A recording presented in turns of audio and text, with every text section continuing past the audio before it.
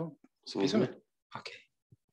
Ами, добър вечер и тази сряда, която аз имам честта на... предполагам, английски ли е официалния език? Или на български? Английски, добре, значи... Не виждам англоговоряща в публиката. Значи, от името на професор Рашков, който по бизнес дела някъде си, аз откривам днешния семинар в сряда на физическия факултет, който вече се превръща като една добра традиция да е в предколедно време имаме тема неутрони в in the life sciences. Науките за живота. За живота, да.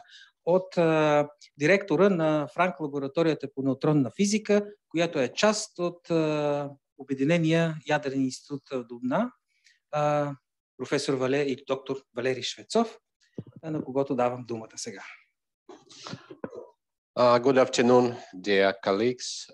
It's a pleasure for me to be here in the University of Sofia and to present the results from our laboratory. And I am proud that part of these results obtained together with colleagues from Bulgaria. And at the moment, we have a couple of people from Bulgaria actively working, namely in this direction in our laboratory. So let's start our talk. And I will just briefly introduce the neutrons. And I would like to remind you, some of you, I'm sure know very well about that, but some of you maybe didn't know that neutrons came into action, came in game very shortly after the Big Bang. At 1 microsecond after the Big Bang, when the temperature drops down enough to have neutrons stable, the short period of nuclear reactions have started. The time of so-called primordial nucleosynthesis, and at this short period, 20-30 minutes, neutrons played very important role because they took part in these nuclear reactions, and through neutrons, the light elements in early universe have been synthesized. Up to now, the neutrons are producing new elements inside the stars through the sterile nucleosynthesis. The parameters of the neutron as an elementary particle and parameters of neutron beta decay give us approach to the standard model. Such parameters like neutron lifetime and asymmetries in the beta decay of free neutrons help us to get the parameters of the standard model and to check and to have a cross check of these parameters, compare with parameters obtained from other experiments from high energy physics, for example. So neutrons are everywhere in our laboratory, and in all neutron laboratories, scientists are exploring world with the neutrons spread in a wide energy range. 14 orders of magnitude is shown here, from 10 to minus 7 electron volts to 10 to 7 electron volts, from nano electron volts to mega electron volts. Depending on the energy, the wavelengths of the neutron is changing, and such neutrons are sensitive to some specific features of the objects which is under investigation, to the features which are comparable to the neutron wavelengths. So by means of neutrons, we can study nuclei with fast neutrons and with resonance neutrons. We can study solid matter and atomic structure and magnetic structure due to the fact that neutron has a magnetic moment. By means of neutrons, we also can study the nanoscale objects. like nanoparticles, like texture of different materials.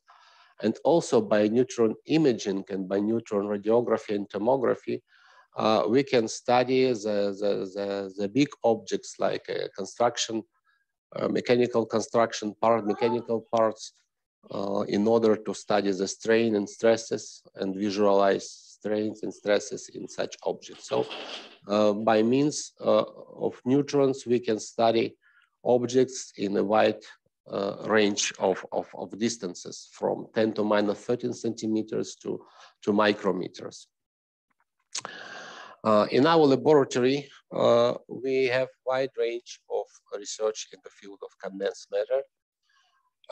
And these directions of the research are listed on this slide. It's nanoscale physics, functional materials, physics and chemistry, liquids and polymers and different biological objects, physics of soft condensed matter, like living cells and some parts of living cells, and even some organs. Also, we are studying different,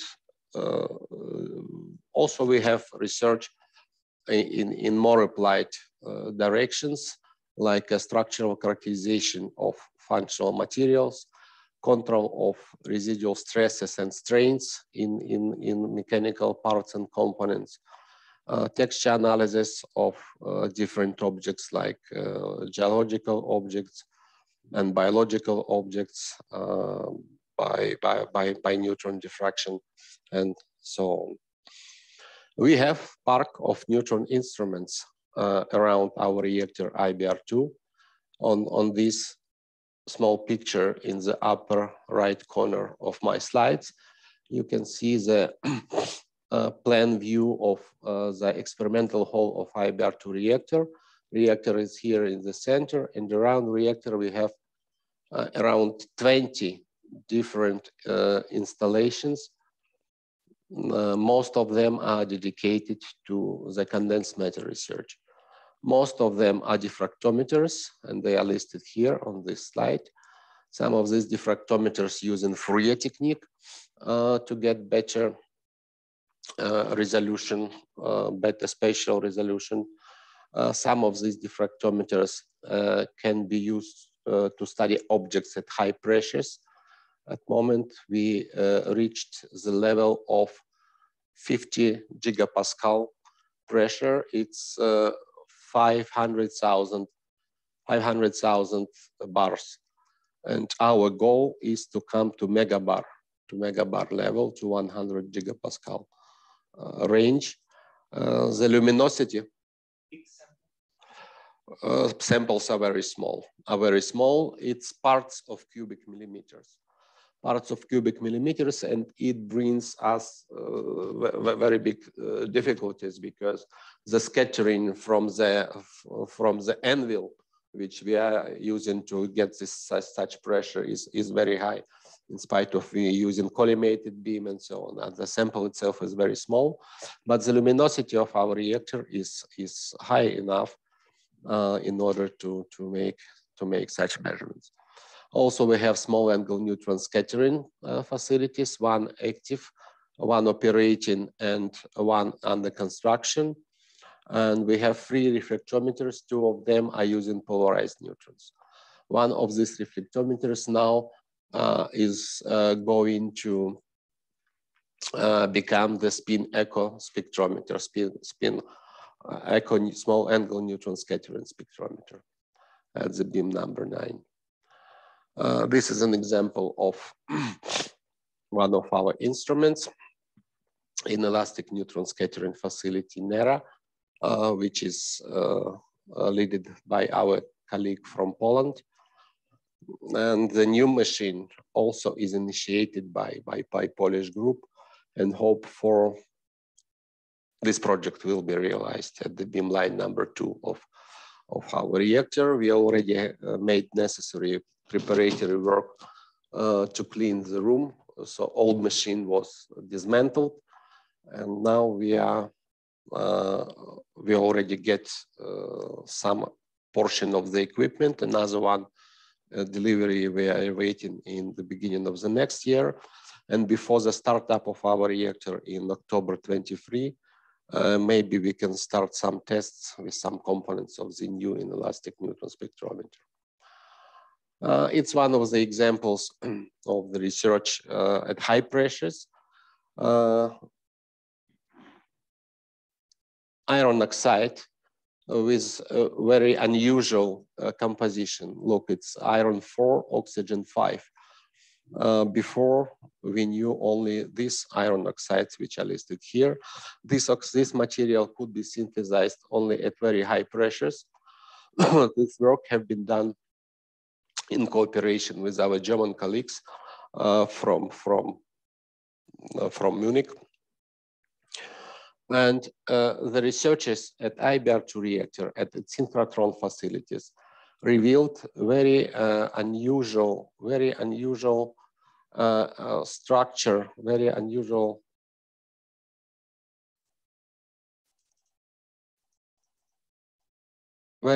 structure of electronic structure of electron shells in this material, which changed drastically the magnetic properties of this oxide.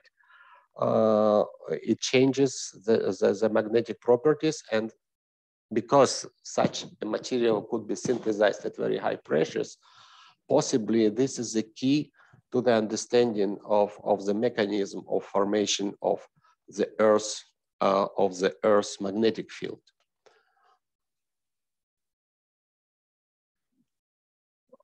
This is an example of more applied research again, using the neutron diffraction to see the residual stresses and strains in different materials by means of neutron diffraction using also Fourier diffractometer. We can study the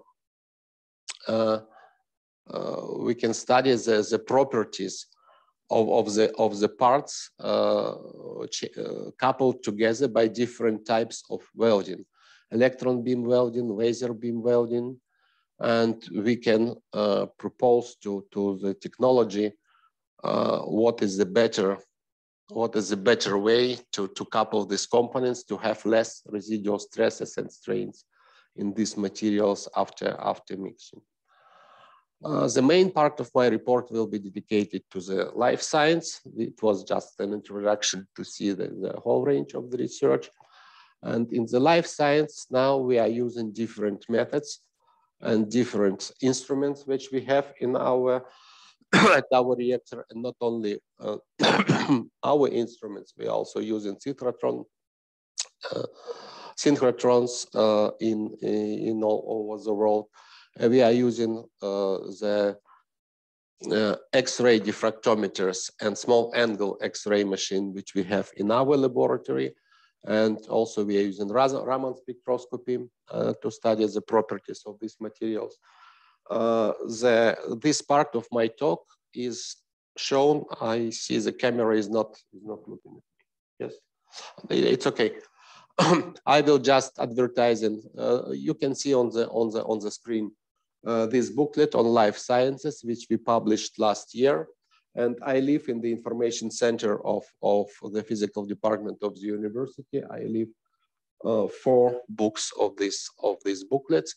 And also this booklet could be found in this electronic version of this booklet can be found on the web page of our laboratory at the GNR. And here in this booklet, we put our results obtained in these main directions: health and medicine, environment, and agriculture. And some research highlights from these things.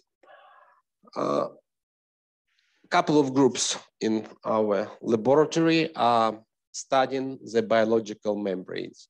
The biological membranes are very important components of our living cells. They are serving as protection, separating cells one from each other. Through these membranes, different agents are transporting the information or transporting the peptides, transporting the energy and information into the cell and out of the cell. These biological membranes have selective permeability, and understanding this feature can help us to understand the transport of matter through these membranes into the cell. Active functions of these membranes are mainly provided by proteins, and these lipid membranes is a 2D objects. They are very thin, but nevertheless they have some thickness, and these physical properties of the membranes could be studied by means by different neutron methods.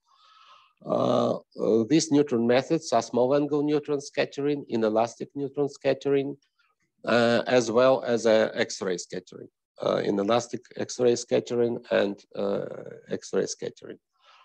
And this research give us possibility to understand even the dynamics of the biological membranes, and to see this small animation on this slide demonstrates how on the surface of the membrane the lipid raft is formed, which is carrying the molecules, which is carrying the peptides, which is carrying the proteins like cholesterol and other proteins. One of the research was dedicated to the impact of different proteins on the structure of model lipid membranes. I have to tell that we are working only with model lipid membranes. We are not using the natural lipid membranes because of it's very difficult to do that. So we are using model membranes, and by neutron methods, by small angle neutron scattering at one of our instruments, which is new one, which was put into operation after the upgrade of IBR2 in the mid of in year 2007-2010. This grains reflectometer was built.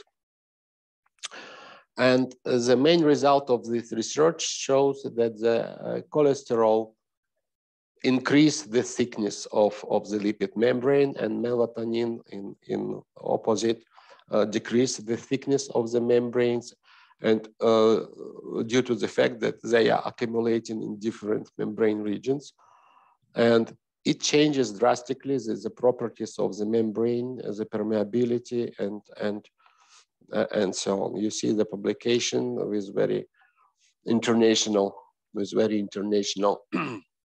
author list here. And this team also, one of the authors here, he is a specialist, he is a specialist in molecular dynamics.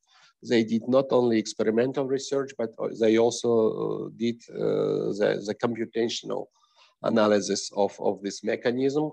And the modern methods and the modern computers which we have in our institute give a possibility to have molecular dynamics calculations with the structures up to 1 million molecules, with up to 1 million molecules at a rather wide time scales. And they compared these results and discovered good agreement between experimental and calculated results. COVID tema also, COVID topic also was not missed by us. We did several research in order to investigate the interaction of cell membranes, which contain the transmembrane proteins, their interaction with viruses, including COVID-19. And we use different methods like neutron scattering and X-ray scattering. And this work is continuing. Also, one of the directions is ion-lipid interactions in drug delivery. One of the possible ways to deliver the drugs to the patient is not oral or injection and through the skin. And this delivery through the skin in some cases could be much more effective compared to normal methods of the deliveries. And also one of the group in our laboratories is working in this direction together with medical institutions, with pharmaceutical companies, in order to improve the quality of the drugs and the effectiveness of these drugs. Another example of research which is dedicated to one specific disease, Alzheimer disease and Parkinson's disease, a similar one. And one important, I would say, discovery was found by this group, led by Deputy Director of the laboratory, Norbert Kucherka. Before their research, we thought that the Alzheimer disease arising because due to formation of the big structures, amyloid fibrils, which are believed to be the fingerprint characteristics of this Alzheimer disease. But this group have demonstrated that maybe the main role is not the fibrils itself. The fibrils are just the consequences, but the beginning of the process is the membrane peptide interaction. And what they have seen, that the membrane distortion and membrane corruption starts due to the peptide insertion into these membranes, not fibrils, but peptides, fibrils insertion in these lipid membranes. And fibrils, as I told, are just the consequences of this process. We are not only studying the mechanism of formation of Alzheimer disease, but we also working together with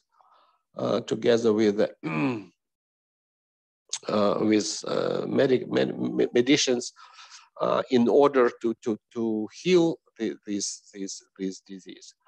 And in particular, the fullerene nanoparticle can destroy the amyloid fibrils. And we have studied this process of interaction of fullerene nanoparticles with amyloid fibrils and demonstrated that these big structures, amyloid fibril structures, could be destroyed by fullerenes.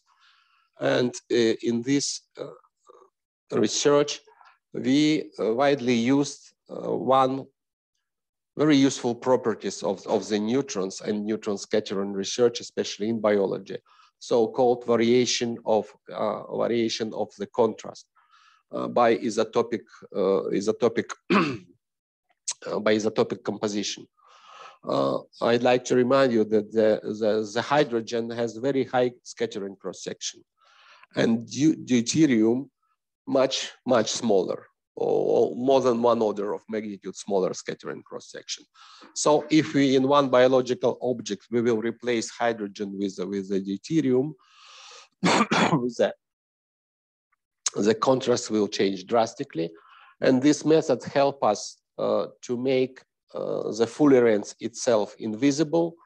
And we in our investigation we see only amyloid fibrils, and we can see their destruction without any presence of fullerenes. So fullerenes becomes invisible due to this contrast variation methods. This is a demonstration of new instrument which we luckily possess in our laboratory in the very end of year 21. This is a small angle X-ray scattering machine, Zeus 30. Now we are working on new liquid anode for this machine in order to increase the intensity for orders of magnitude. Unfortunately, we already ordered this option for this instrument, but due to this political situation, the delivery was cancelled by the producer, and now we are looking possibility to obtain this option from another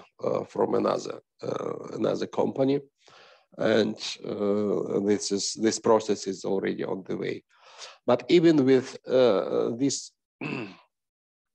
starting intensity which we have, we already have started to work with very interesting objects like materials which are used for making I don't know this English word correct, prosthesis. Implants. For implants, yes, implants. Thank you. Yes, for implants, for materials which are used to make the implants. This is an example of investigation of materials for eye implant. And this is a new material with ultra high molecular weight polyethylene, which is used for bone implant, for bone joint implants, for hip joint, for knee joint implants. And we are doing this research together with the medical and industrial enterprises of Russia, and effectively using this instrument. Except of neutrons, we have in our laboratory very powerful Raman microscope with different options. The group is headed by Dr. Razumanyan, and they are working together with the specialists from the condensed matter research department and with Norbert Kucherka and his group. And they also applying the abilities, the optical Raman methods in studying the lipid membranes, for example, this lipid cholesterol melatonin systems. And this research are strengthening our experience in which we have in neutron and X-ray scatterings.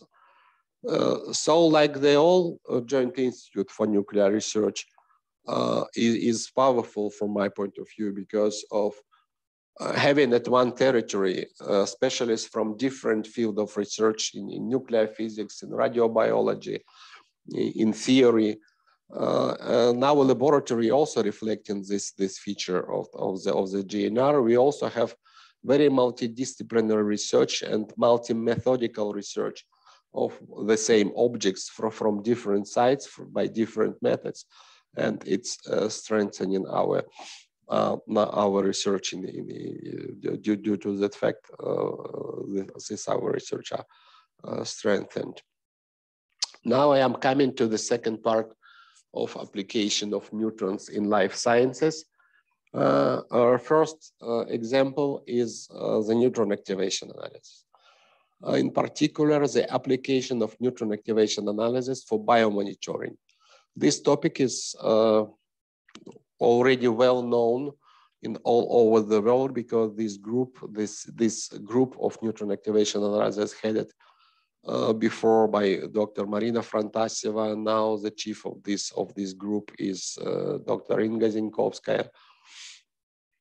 And biomonitoring is a method to study the pollution, atmospheric deposition of heavy metals and other elements on wide territories by using the biomonitors. As the biomonitors, we are using mosses, which do not have the root system, and all the water which moss utilized during its life, the moss gets this water from atmosphere. And if you will study the concentration of different pollutants in the moss, you can understand what have fallen down from the atmosphere. From 1995, our group is participating in European process on studying the atmospheric deposition of heavy metals by different methods, not only by monitoring, but other methods. And we are contributing every 5 years, we are contributing to this atlas of heavy metal depositions in Europe. And the contribution from our laboratory, from this group, is growing from year to year. The example of this research, which I am personally like very much, this demonstration of how situation is changes during the 15 years. You see the European map. The bright red spots are spots with a high concentration, cadmium and lead. Other elements are shown here as the trends, also year from 1990 to year 25. And here is the map. The red spots are high concentration, the green pixels are low concentration. And you see visually how clean becomes territory during these 15 years from the point of view of contamination by cadmium and lead. And new territories appearing here. You see this territory, which does not exist here. It's the expansion of research, and this territory is Turkey. And Turkey has a polluted territory, was a polluted territory in year 2005. We have to see what is happening now. But these methods helps to the government, to federal government, to local government, to push down onto the industry and to force them to improve their purification system in order to decrease the pollutions. Another direction of research is also dedicated to the ecology, the treatment of the wastewater. The group of the neutron activation analysis in laboratory, they are using the model wastewater or real wastewaters, which they are taken from the industrial enterprises of Dubna city. And they are applying different biotechnologies and different other technologies in order to purify this water. And neutron activation analysis help us to understand, to measure the quality, the efficiency of this purification.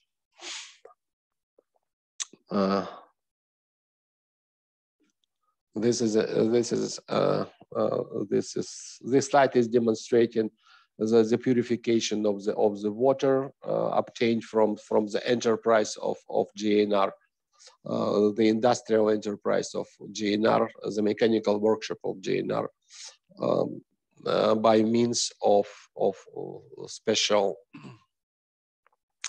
algas, which are shown here. I cannot read this Latin name, sorry.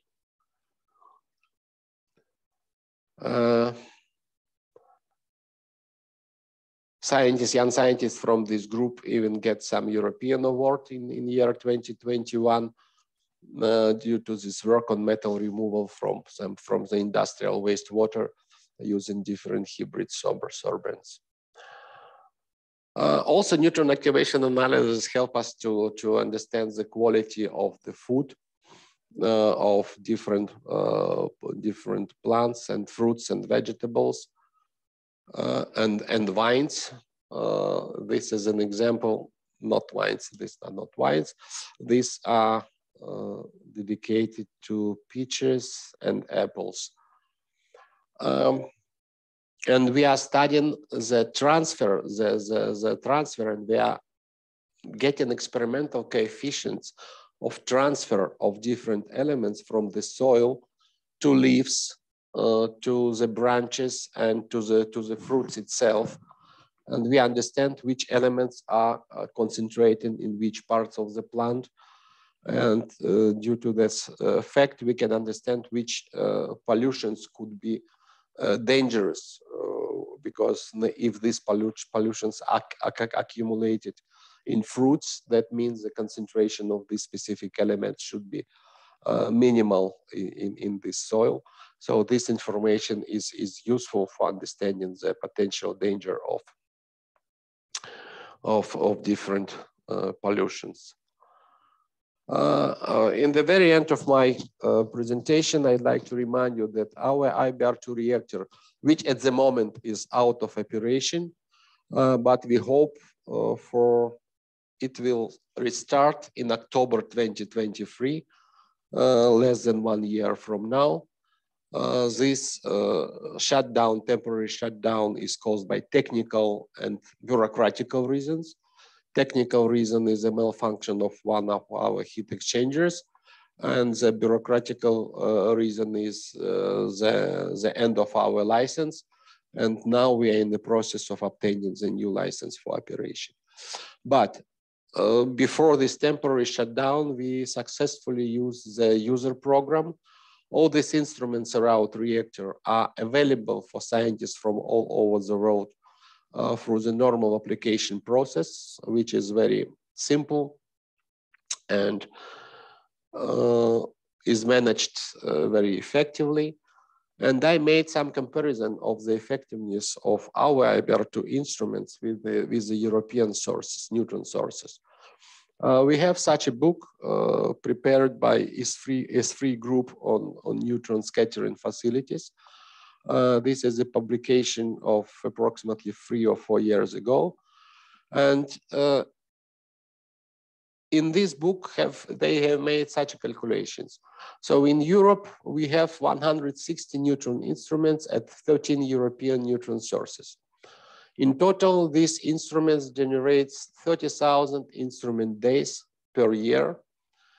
And as a result, we have almost 2,000 scientific papers each year. I just make simple math and obtain that approximately 16 instrument days is necessary to prepare the paper at average European instrument. I made the same calculation for IBR2. I took 1 year, I don't remember which one, year 2018 or 2017. As an example, I found how many publications we have, how many instruments have operated, how many hours and days we have operated.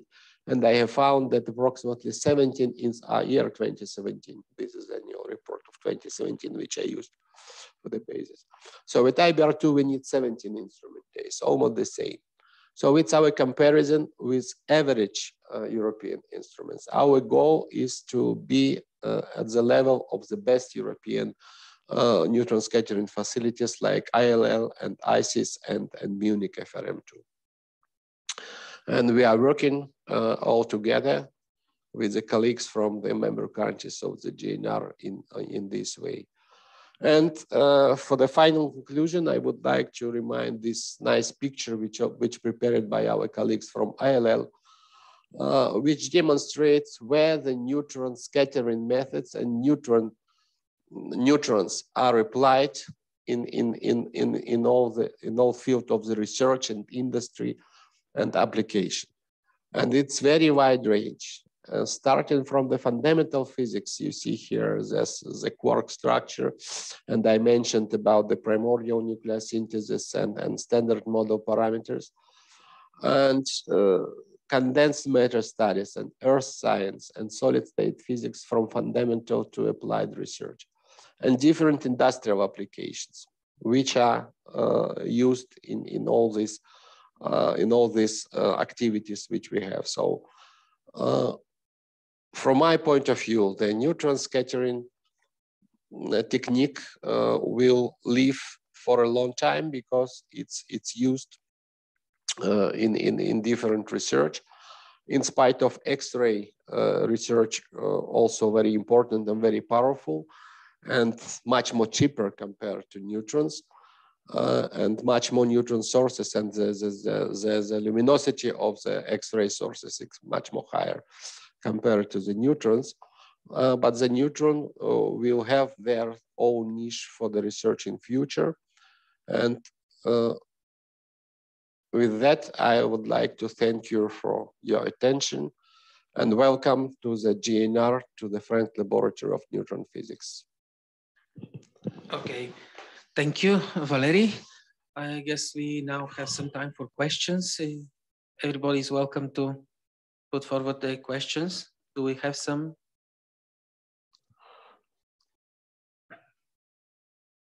I can't see there. Yeah, I have one. I raised my hand. There's somebody. Yes, Roman. Yeah. Hello. Hello, Valery Nikolaevich. It's great pleasure to hear of you here from Sofia. And do you hear me? Yes, yes, I do hear. Yeah, my question is the following. On your first slide, you had very nice picture from now till 2037. That's the new brilliant source of neutrons in GNR that is planned, I know. Could you tell us a bit, few things about that new source planned and where that new source will be among the international landscape of the neutron sources in the world? This neutron source is planned to be built at the GNR, at the territory of at the site of Bogoliubov Laboratory of Nuclear Problems.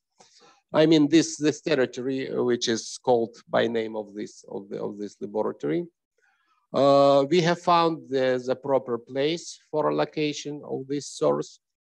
Now we are working on the design and construction, and we are working on fuel.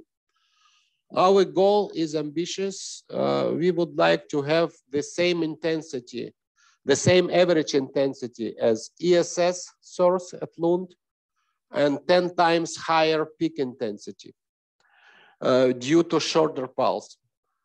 So average flux will be the same, but our neutron pulse will be 10 times shorter than at eye level, 300 microseconds. The Lund source will start in 2 years, and that is yours 15 years from now. Yes, that's true. Take everything that is possible to be done. The reactor, from our point of view, reactor is simpler machine. And this date 37, I can say frankly, namely this date 37, this year 37 is suspicious, but 2040, I would say 2040, end of 30s, beginning of 40s. This is a realistic date. This is a realistic date, but of course this source is not cheap. It's our estimation, because we do not have yet project. Only with the project we can tell more precise number. But our estimations is something like $500 million. Just 500? It's a cheap thing. Compared to accelerators, it's several times cheaper. Yeah, but ESS is 2 billion. ESS is 2 billion, and I'm not sure they will fit into budget. Yeah, they will not. This is for sure, but at least the project was for 2 billion. Yes, you're right. Okay, and I'll have another question, but if anybody else has something. Well, I guess if there are people that are not aware of neutron sources, it might be worth explaining this animation in the bottom left corner, which is okay. The reactor. It's a unique. Okay. This is a unique reactor. Okay, it's not symbolizing the reactor. It's real construction of our IBR2 reactor. As Peter mentioned, really it's unique. Namely unique because it's only one reactor in the world of such type. No other one reactor of such type is operating on the road. This is a periodically pulsing reactor. The reactor core is in the center of this slide. This surrounding are moderators and reflectors. And this red point in the center is a fuel. Fuel which is enveloped into fuel elements and in fuel cassettes, fuel assemblies cooled by liquid sodium. 5 times per second, when these rotating blades are coinciding opposite to this core, a very small portion of the fast neutrons which are trying to escape from the screen into my direction, they are reflecting from these blades, returning back to the core and increasing the reactivity. And the reactor becomes supercritical. What means supercritical? It becomes like an atomic bomb. It's starting to explode. But before it explodes, before it overheat, before it melted something, or even some inclination due to mechanical distortion due to temperature, these blades are going out of the core and reactor is quenching.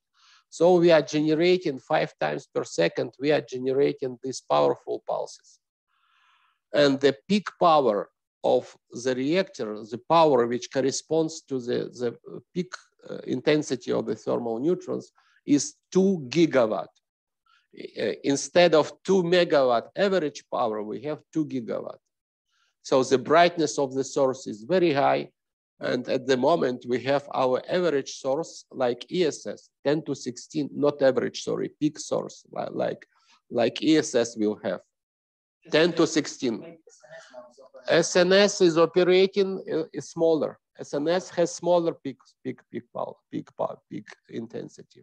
Maybe I suggest next time with your statistics, you calculate how many neutrons you actually need per paper, not days. No, neutrons. Because what you actually pay. Yes, you are right, Peter. I will do this calculation. Thank you for proposal. How many neutrons per paper you need to? Yeah, it would be interesting calculation. It's the heart actually of the facility. It's this pulse reactor. Okay, Raman would like to ask more another questions question. are welcome, of course. Please.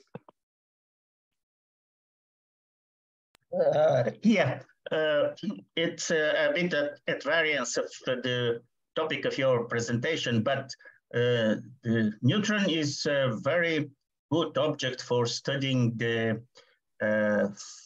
symmetries of fundamental interactions. And so since maybe for 60 years already, physicists try to measure the electrodipole moment of the neutron. Would you tell us what is the situation now in that field?